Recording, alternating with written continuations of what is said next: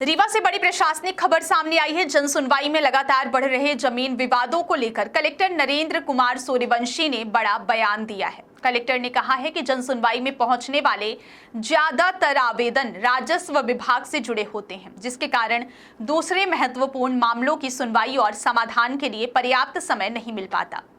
मंगलवार को रीवा कलेक्ट्रेट में आयोजित जन सुनवाई के दौरान बड़ी संख्या में लोग अपनी समस्याएं लेकर पहुंचे थे। इस दौरान कलेक्टर नरेंद्र कुमार सूर्यवंशी ने अधिकारियों से चर्चा करते हुए कहा कि जन सुनवाई में आने वाले करीब 70% आवेदन राजस्व मामलों से संबंधित होते हैं। इन मामलों में सबसे ज्यादा शिकायतें जमीन विवाद, सीमांकन, नामांतरण, बंटवारा और कब्जे से जुड़ी होती हैं। कलेक्टर ने कहा है कि ऐसे मामले अक्सर दो पक्षों के बीच विवाद के होते हैं, जिनका समाधान प्रशासनिक जन सुनवाई की बजाय राजस्व न्यायालयों में निर्धारित प्रक्रिया के तहत किया जाना चाहिए। कलेक्टर नरेंद्र कुमार सूर्यवंशी ने आम नागरिकों से अपील की है कि जमीन से जुड़े विवादों को सीधे जन सुनवाई में लाने की बजाय संबंधित एसडीएम न्यायालय या फिर कलेक्टर न्यायालय में प्रस्तुत करें। उन्होंने कहा कि राजस्व न्यायालयों में इन मामलों के निराकरण के लिए पूरी कानूनी व्यवस्था मौजूद है, जहां सुनवाई के बाद उचित फैसला लिया जाता है। उन्होंने स्पष्ट किया कि फिलहाल जन सुनवाई में पहुंचने वाले राजस्व मामलों को वापस नहीं किया जा रहा है। लोगों की परेशानी को देखते हुए ऐसे आवेदनों को संबंधित सक्षम अधिकारी या राजस्व न्यायालय में कार्यवाही के लिए भेजा जाता है, ताकि आवेदकों को बार बार कार्यालयों के चक्कर न लगाने पड़े। कलेक्टर ने कहा कि जन सुनवाई का मुख्य उद्देश्य आम नागरिकों की अलग अलग विभागों से जुड़ी समस्याओं का त्वरित समाधान करना है, लेकिन जब अधिकांश समय जमीन विवादों की सुनवाई में चला जाता है तो अन्य जरूरी शिकायतों और जनहित के मामलों पर पर्याप्त ध्यान नहीं दिया जाता।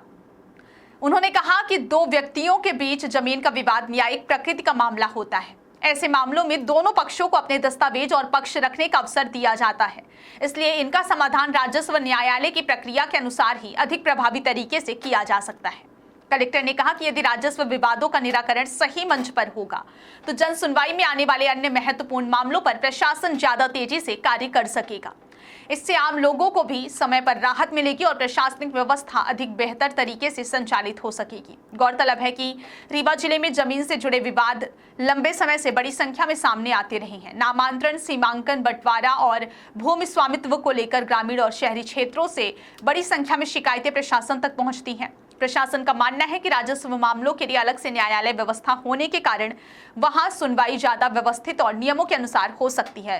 वहीं जन सुनवाई में सड़क, बिजली, पानी व्यवस्था, शिक्षा, सामाजिक सुरक्षा और अन्य विभागों से जुड़ी शिकायतों के समाधान पर ज्यादा ध्यान दिया जा सकेगा। अब देखना होगा कि कलेक्टर की इस अपील के बाद जमीन विवादों से जुड़े आवेदनों को लेकर लोगों की प्रक्रिया में कितना बदलाव आता है और क्या जन सुनवाई में आने वाली अन्य शिकायतों के निराकरण में तेजी देखने को मिलती है। रीवा प्रशासन ने साफ कर दिया है कि जन सुनवाई आम जनता की समस्याओं के समाधान का माध्यम है, लेकिन हर समस्या के लिए उचित मंच का चयन जरूरी है, ताकि शिकायतों का प्रभावी और समयबद्ध निराकरण किया जा सके।